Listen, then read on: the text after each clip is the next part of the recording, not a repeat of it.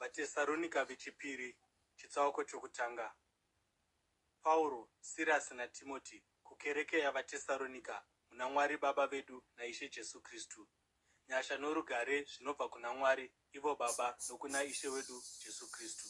Tinofanira kuramba tichivonga Mwari nguva dzose nokuda kwenyu, hama, uye zvakanaka izvozvo, nokuti kutenda kwenyu kuri kukura zvakanyanya, uye rudo rwamunarwo kuno mumwe nomumwe wenyu rwuri kukura. Naizvozvo, pakati pekereke dzaMwari tinozvirumbidza pamusoro pokutsungirira kwenyu uye nokutenda kwenyu, nomukutambudzika kwose nokuedzwa kwamunotsunga makuri. Zvose izvi ndizvo zvinoratidza kuti kutonga kwaMwari kwakarurama, uye nokuda kwaizvozvi muchanzi makafanirwa noumambo hwaMwari, ihwo hwamunotamburira.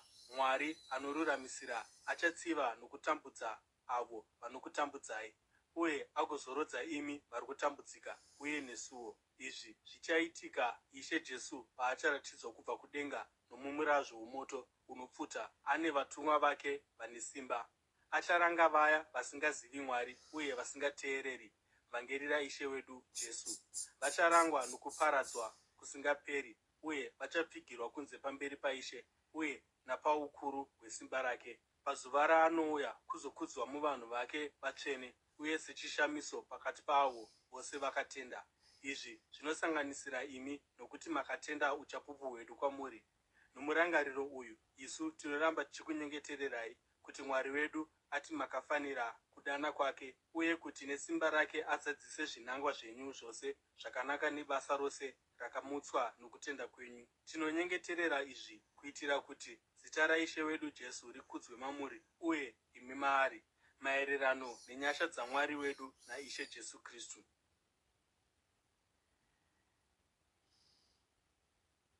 Vatesaronika vechipiri chitsauko chechipiri. Pamusoro pezvokuuya kwaIshe wedu Jesu Kristu uye nokuungana kwedu kwaari, tinokukumbirai hama kuti murege kuzungunuswa kana kuvhundutswa nechimwe chiprofita, chiziviso kana tsamba inonzi yakabva kwatiri, ichiti zuva raShe ratosvika. Musarega munhu upi zvake achikunyengerai nenzira ipi zvayo, nokuti zuva iro harisviki kusvikira kumukira kwaitika uye munhu wokutsauka aratidzwa, iye munhu akatongerwa kuparadzwa. Achapikisa uye achazvisimudzira pamusoro pezvinhu zvinonzi Mwari kana zvinonamatwa. Nokudaro anozvigadza mutemberi yaMwari achizviita. Hamurangariri here kuti pandaiva nemi ndaisikuudzai zvinhu izvi, uye iye zvino munoziva chinomudzivisa kuti aratidzwe nenguva yakafanira, nokuti chakavanzika chesimba rokutsauka chotoshanda basa. Asi uyo anomudzivisa zvino acharamba achiita izvozvo kusvikira iye abviswa. Uye ipapo munhu wokutsauka achazoratidzwa, uyo achaparadzwa naIshe Jesu nokufema kwomuromo wake, achimuparadza nokubwinya kwokuuya kwake.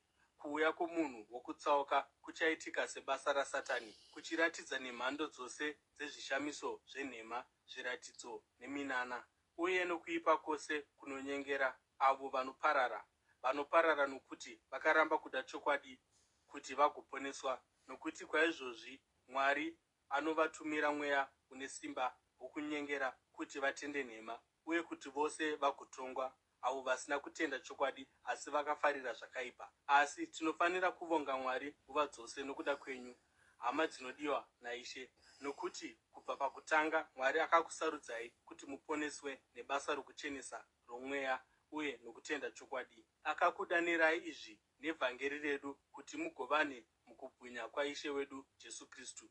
Saka zvino hama, mirai nesimba uye mubatirire kudzidziso dzatakakudzidzisai, neshoko romuromo kana netsamba.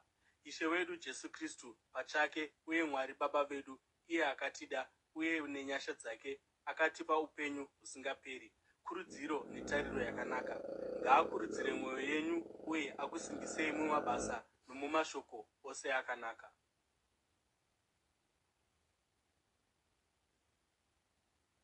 Vatesaronika vechipiri chitsauko chechitatu. Pakupedzisira hama, mutinyengetererewo kuti shoko raShe rikurumidze kuparidzirwa uye kuti rikudzwe sezvazvakanga zvakaita kwamuri, uye munyengetere kuti tirwirwe kubva kune akaipa, nokuti havasi vose vanotenda, asi Ishe akatendeka. uye achakusimbisai nokukudzivirirai kubva kune akaipa.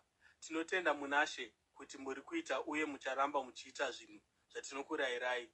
Mwari ngaatungamirire mwoyo yenyu murudo rwaMwari uye nomukutsungirira kwaKristu.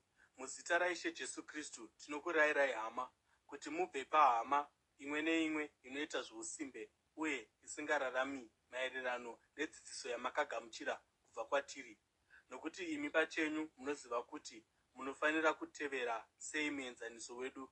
Takanga tisiri simbe patakanga tinemi, uye hatina kudya chokudya chomunhu tisingaripi, asi takashanda usiku namasikati, tichishanda zvikuru uye tichitambudzika kuitira kuti tirege kuva mutoro kwamuri. Takaita izvi kwete nokuda kwokuti hatina kodzero yokuti tibatsirwe pakadaro, asi kuitira kuti tive muenzaniso kwamuri wokuti mutevere.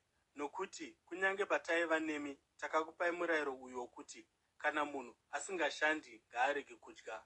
Tinonzwa kuti vamwe pakati penyu vane usimbe, havashandi, havaregi zvavamwe. Vanhu vakadaro tinovarayira uye tinovakurudzira muna Ishe Jesu Kristu kuti vashande chinyararire vagodya chingwa chavanoshandira. Uye kana murimi, hama, musaneta pakuita zvakanaka. Kana pano munhu asingateereri kurayira kwedu mutsamba iyi, mumungwarire. Musafambidzana naye kuitira kuti anyare, asi musamutora somuvengi, asi mumuyambire sehama. Zvino Ishe worugare ngaakupei rugare nguva dzose nomunzira dzose.